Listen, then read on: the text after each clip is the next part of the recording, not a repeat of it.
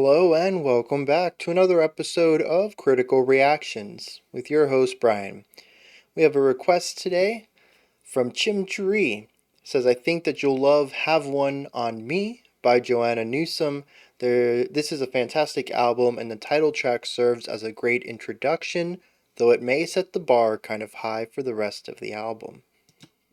Alright, Joanna has been one who consistently surprises me, impresses me, and confuses me. So, let's dive into this one, see what's going on with Have One on Me. From the courtyard, I floated in and watched it go down.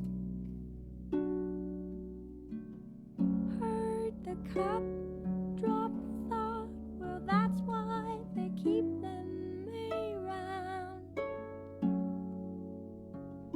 The blackguard sat hard down with no head on him now,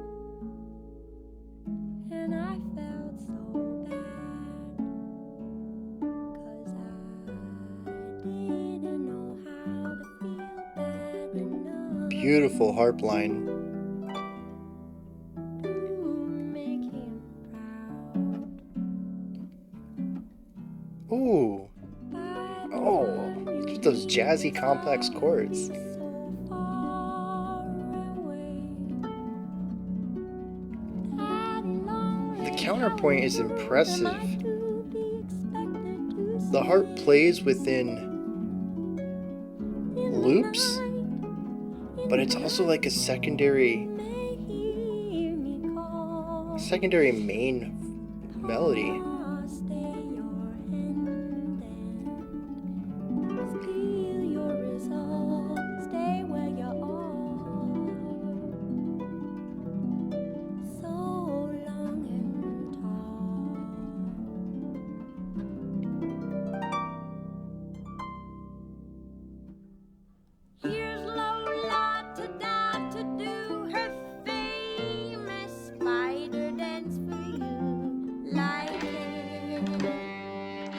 There's an interesting indifference to the music where it feels like it wants to lean on something a bit more somber, melancholic, but it also just kind of doesn't care or doesn't know what it should be. I don't know.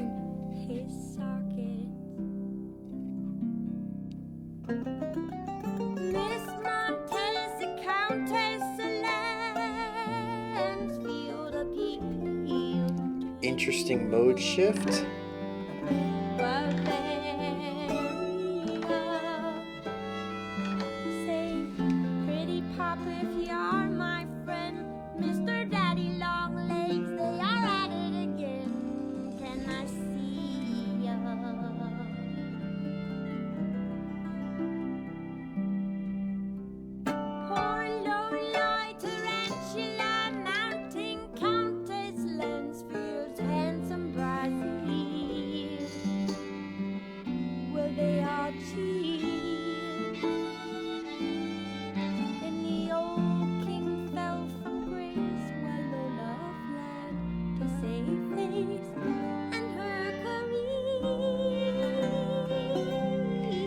It's really interesting listening to the song go between styles.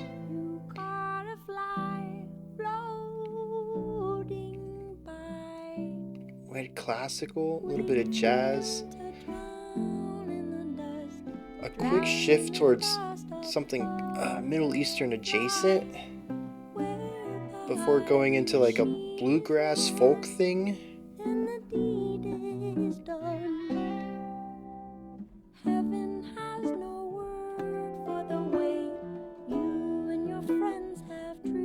The instrumentation is all over the place too. We had an electric guitar in there. We got brass and a concert bass drum.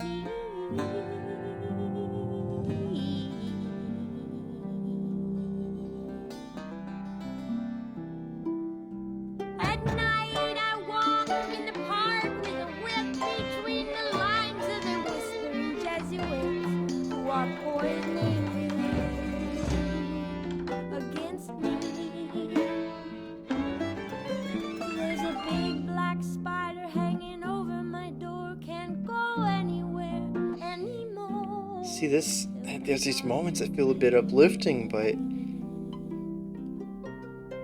the song, it kind of doesn't know what it wants to do. There's a division between two sides instead of attempting to join them together.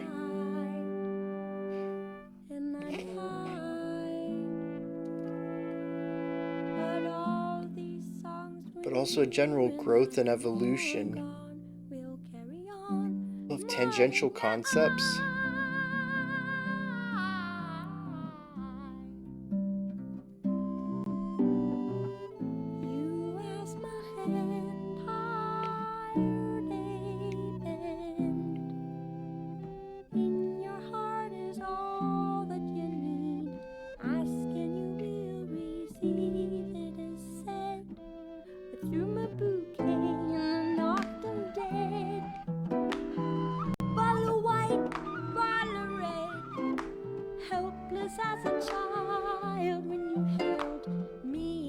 Why are the claps a half of a beat behind?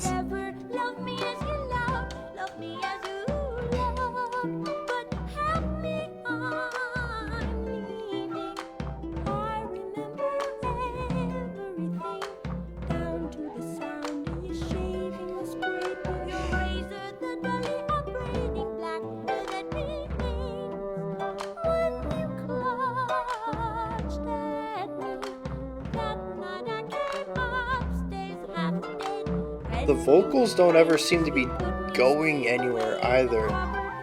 Melodically, their flow. They sort of just are.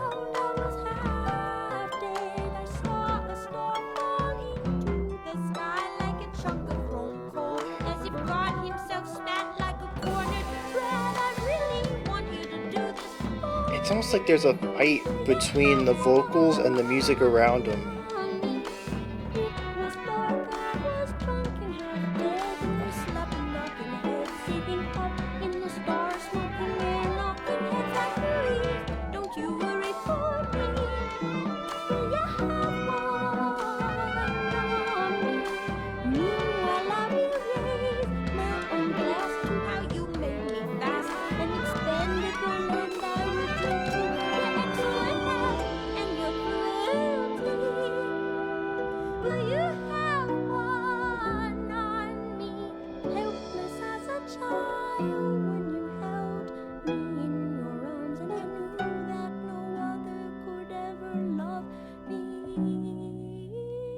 Like right there, just kind of hung around that. It wanted to resolve for like 3 beats and she just didn't let it. Just hyper focused on this meandering.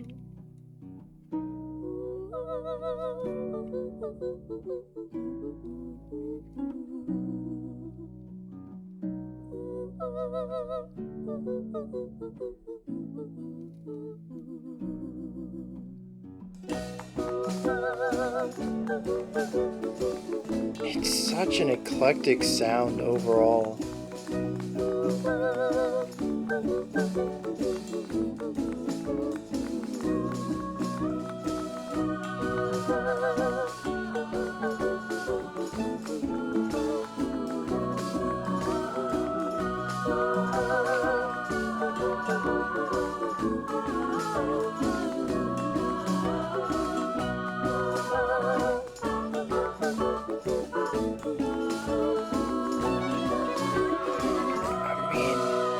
We got some cool techniques here.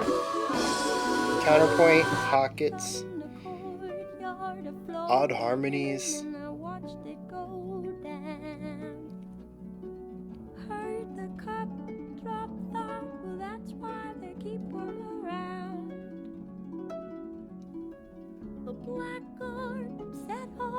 And like that harsh stop is an isolated event. Everything else is naturally evolved.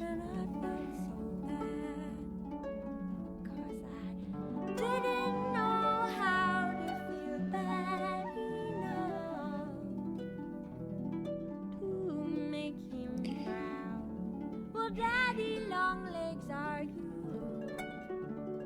Daddy long legs are you. Daddy long legs are you. Right.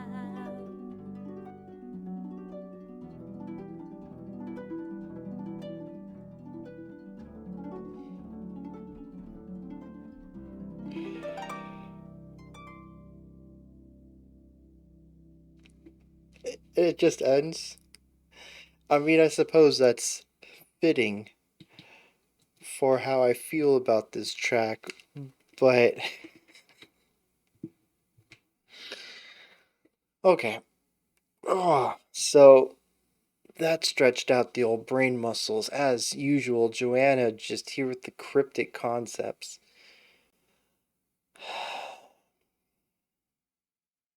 A couple of topics I want to touch on before we hit the lyrics, which I know I'm not gonna have much to say because it's Joanna here we're talking about.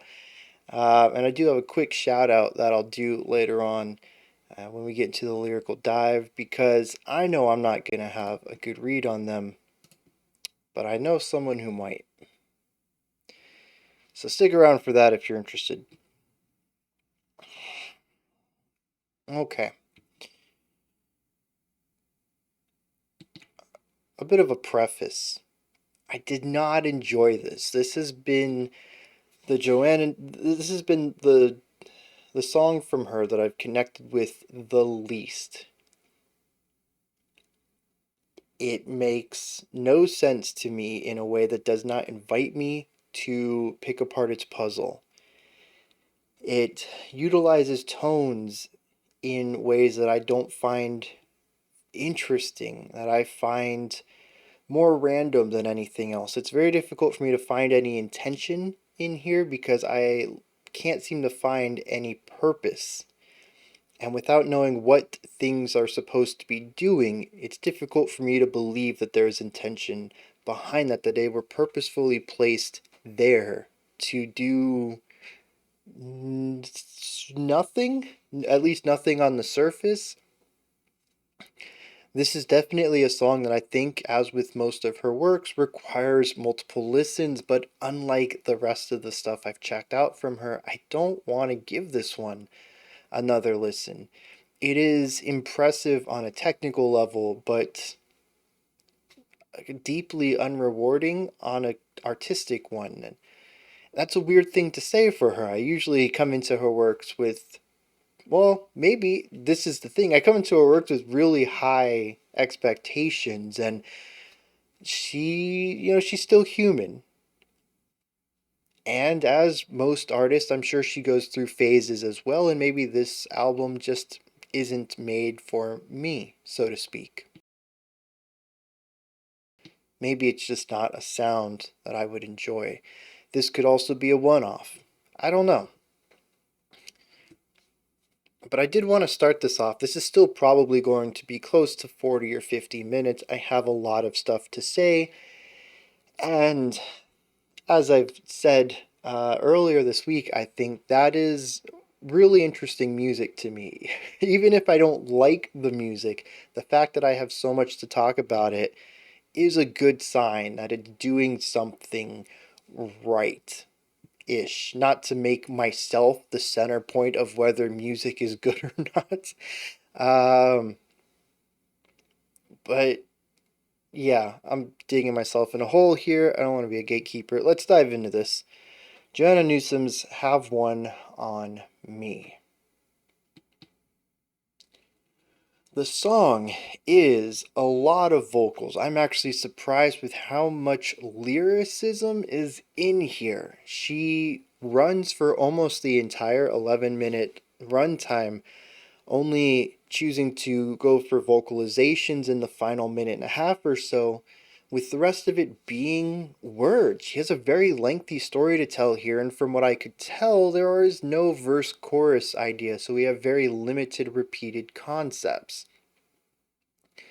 The music exists within and without the vocals. It's bizarre. At the beginning, I talked about how the harp was acting as a really nice counterpoint to what she was presenting as the vocals, while not being typical counterpoint. It wasn't a linear melody. It was a looped idea, a riff, or an ostinato, depending on what area of music you come from. But as the music went on and on and on, this idea continued. We explored harmony, counterpoint, layering, ornamentation. Did I say Hocket? I don't know if I did. Hocket, harmony, a lot of more advanced techniques for the world of mainstream music. And while it all works well with the vocals, it doesn't really seem that the music cares about the vocals. And simultaneously, I don't think the vocals care about the music. The vocals would quickly dive into something a bit atonal against what the music is doing and rhythmically not usually pairing up well with it. And production wise, a bit quiet for both Joanna Newsom and mainstream music in general. For a singer songwriter vocal track, it was not as prominent as 99% of this same style of music has the vocals. There's many points where closer towards the 7 to 8 minute mark, when we were reaching our peak of layers and the music was at its loudest, the vocals were getting drowned out and swallowed.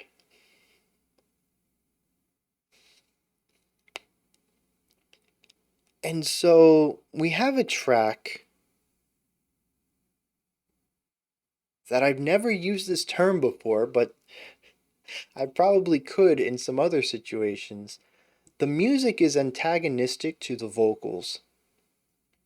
And I don't know what that's supposed to mean. With Joanna, it's difficult for me to say that anything is lacking purpose. She seems to be a very intentful artist. Um, but I don't get any meaning of it out of here, especially when we start off with the harp and vocals working together so well. I think with almost anybody else, I might even lean into an idea of it being a mistake, an oversight, possibly assuming that the rest of the album doesn't have this production element to it and that this might have been something that got glossed over during the engineering process, which is a wild accusation to make. I don't think that's ever happened, but people are human. Mistakes can be made because it seems so bizarre. We also have this interesting duality here, not just that they seem to be completely apart from each other harmonically, rhythmically, melodically, and production, but also in construction, structure. The song itself, if you look at it through the lens of the music, is primarily linear with an emphasis on smaller phrases, um, layering up on top of each other, expanding and evolving through transitionary ideas to make a larger sound over time. See, we start with the harp. The harp trades off its line to a piano. We also bring an electric guitar here. We get some percussion in here. I think we eventually add in a violin. Past that, we introduce a concert bass drum and brass, and some of the other instruments get pulled out. These new ones come in, and it's like a train, right? And you imagine the instruments are track, and you keep laying track in front of the train. As the song progresses, we get new ideas, and as the song progresses, we lose some of the older ideas. And so the entire track feels linear, it feels growing, it feels naturally expanding in new directions that feel like they still have connective tissue to the past. You can feel where we're at now, and you can see directly how we got there. What instruments were present when our current instruments were, how they traded off ideas, pass concepts over, fade in and fade out. It feels like a very natural growth, at least for 9 minutes. 9.5 minutes, something like that. Because for the first time in the track, we get to a point where we have so many layers going on. It's the biggest moment.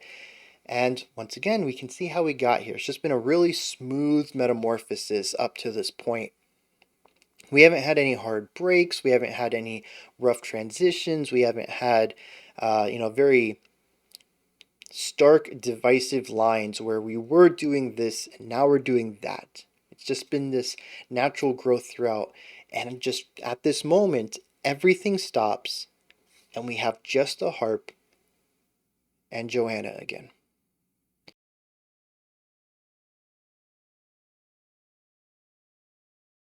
I don't know what this means, but it is a unique moment in the track.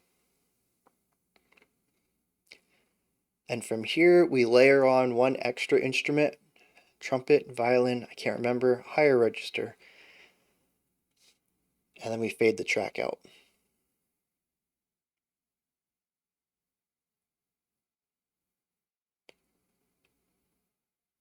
So the music is all about forward direction, evolution, expansion, growth.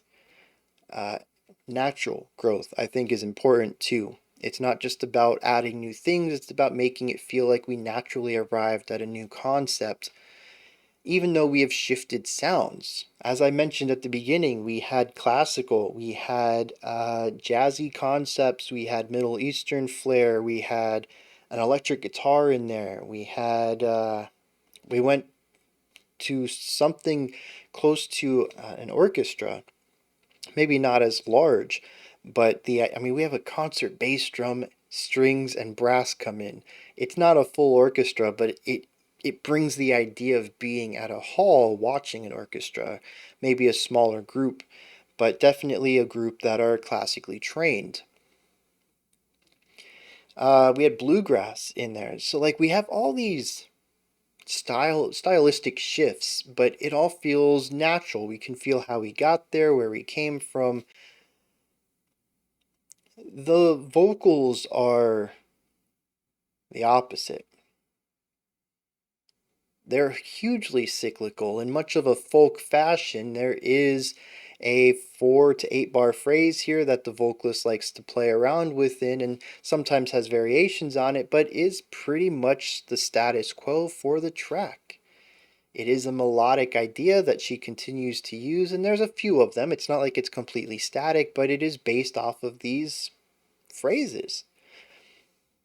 And she sticks with them, again, slightly modifying them, sometimes having an ornamental idea, shifting the harmonic qualities of it to match key shifts or mode shifts or different chord progressions.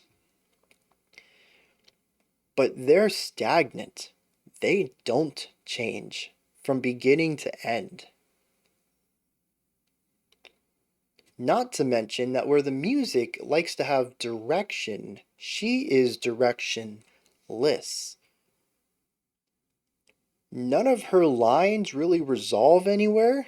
They don't find a neat resolution within themselves, and they don't find a way to loop back to the beginning of the phrase for a natural cycle either. They just sort of meander melodically. They sort of just are, and it gives the entire song a feeling of aimlessness. It's not being lost. I want to make that clear. She's not lost. She just doesn't care where she goes. Maybe she doesn't know where she wants to go. It's the equivalent of a late teen, early 20 something, crowd surf, not couch surfing, going from friend's house to friend's house, just whoever will take them in and just living life one day at a time. Not necessarily doing anything to get back on their feet, but surviving, and that's good enough for them. They're not fretting about it. This is their life, and that's fine with them. And that's what the music feels like. It feels like just aimlessly drifting with no intended place, no intended location, destination. That's the word I want. It just is constantly. And for the song to end the way it does, with the harp doing these rising and falling patterns, changing with the chords, pointing towards a direction to resolve and wrap up, and then just to kind of stop on the leading tone without resolving it. And again, this isn't the I in fact, I think all the Joanna Newsom songs we've listened to don't resolve at the end. I don't know if that's just what she does, if that's just the stuff that's been given to me, but it doesn't go anywhere. And this is where a lot of this doesn't work for me casually. A vast majority of this song just is. It just meanders. It doesn't go anywhere, it doesn't end anywhere, and it has a lot of sounds of experimentation to it that don't have a payoff. And the three of those things combined, or I guess the two of those things combined, just make it a really rough listen for me. So that I just wanted to clarify that in case anybody was like, dude, how could you not like this? It really is the experimental feel of wandering that permeates this track, and it just goes against a lot of what I listen for in music. But there are some cool things going on in here. If we ignore the division between the vocals and the music, we can find a lot of really neat ideas in the musical component, not necessarily the vocals. There's some oddities in there, but I've just chalked most of those up to Joanna's vocal style. She likes to jump around between notes, really big gaps, and make odd inflections, both syllabically and uh, musically. Her melodies bounce around in a way that don't always feel natural. And she has an interesting way of pronouncing some words to put extra emphasis, I think, particularly on notes, more so than syllables. She likes the way that they flow musically, and if it makes them sound odd linguistically, well, that's just going to happen. um, but yeah, so that's just her style. A lot of her works have had very interesting vocal components, and this is no different. But musically, there's some really solid things in here, and part of it is just I like the experimentation of some of it.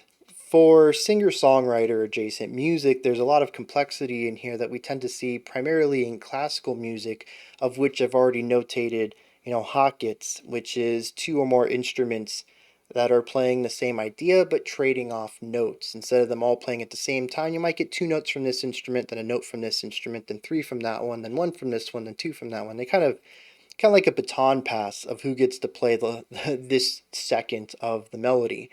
Um, there's counterpoint, which is where multiple melodies are playing at the same time. We have some really interesting harmonic ideas in here, both with just general chord progressions, but also with momentary mode shifts. We have temporary key shifts. We had that interesting progression of jazz chords on the piano leading into our second main part of the track right after we got out of the harp intro. Um, we had some really interesting sounds at the end as we pushed more towards Renaissance classical writing, as we expanded our orchestration.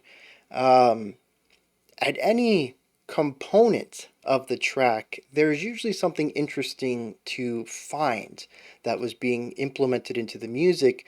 It's just none of it really made a lot of sense to me on the whole. Why did we move through these modes or keys or chords? Why are we doing the hocket here? Why are we utilizing these instruments here? Why is this instrument only used for 20 seconds? Um, None of it really makes sense in context of what comes around it, but they're really neat ideas in isolation, and it almost feels like a smorgasbord of concepts thrown in my ears all at once, like some sort of musical stew. And in this case, you grabbed a bunch of stuff from the refrigerator hoping to make a meal, and it's edible.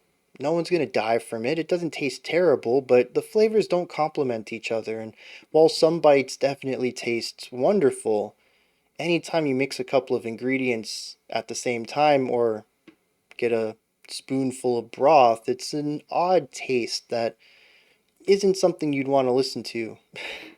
You don't want to listen to that taste again. It's an odd taste you wouldn't want to have again. And that's me walking away from this one. Is it has neat moments, but it doesn't work well on the whole. And there's a lot of eclectic decisions in here that I can't make heads or tails of. It's possible somebody could give me a new perspective on it. It's possible a second or third listen might add some clarity that make me enjoy it more. But on a first time reaction, I'd much rather listen to Divers again. That's kind of where I'm at. Is there anything else I wanted to touch on?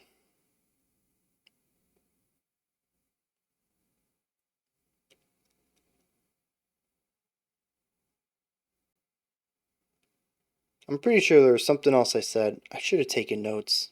When it comes to Joanna, I can't I can't leave things up to chance of memory. There's so many things I brought up in this track, and I'm sure I didn't touch on them all.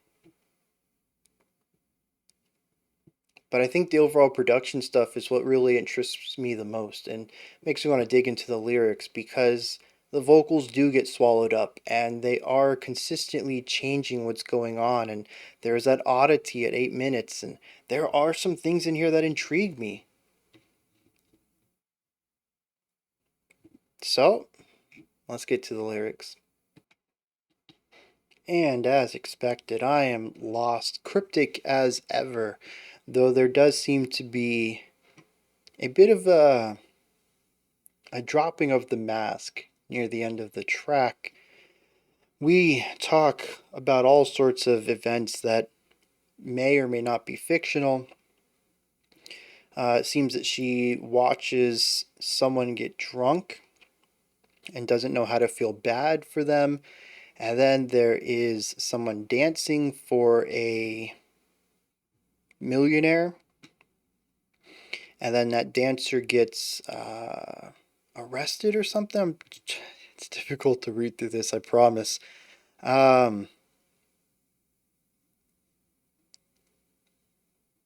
There's just a lot of anecdotes here, uh, expectedly about the difference between men and women, which seems to be a common theme for a lot of her works.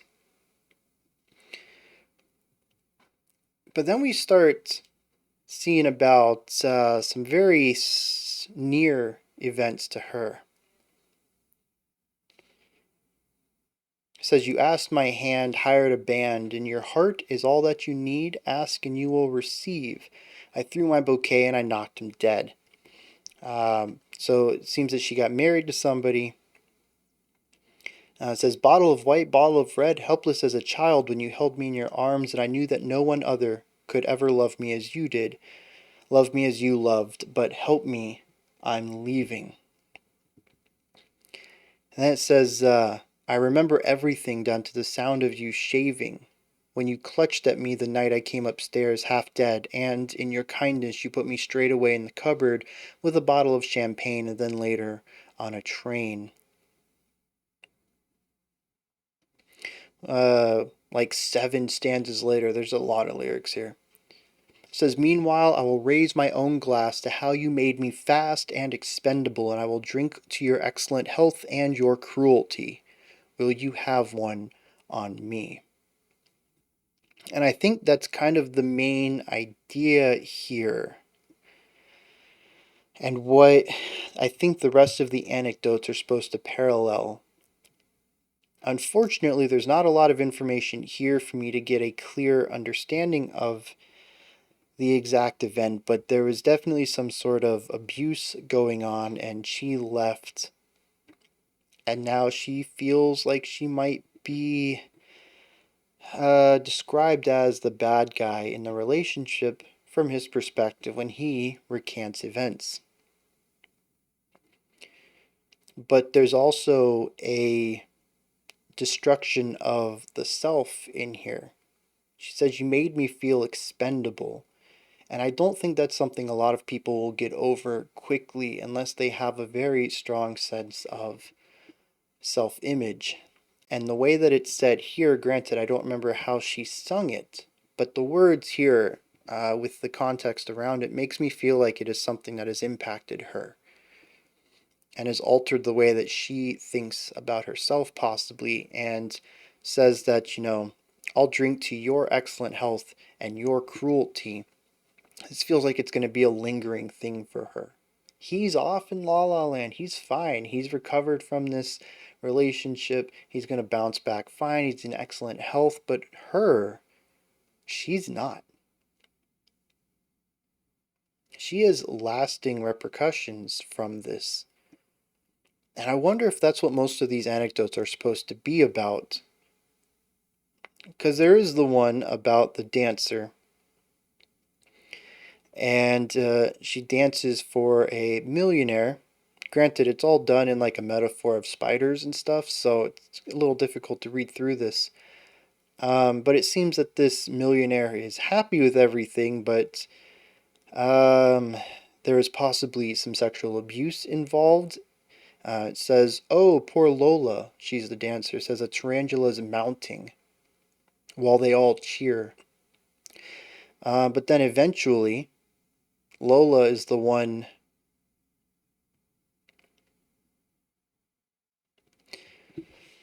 Actually, no, nothing happens to her. She's just left on the side, though. The millionaire continues on with his life, and she is forever scarred by this.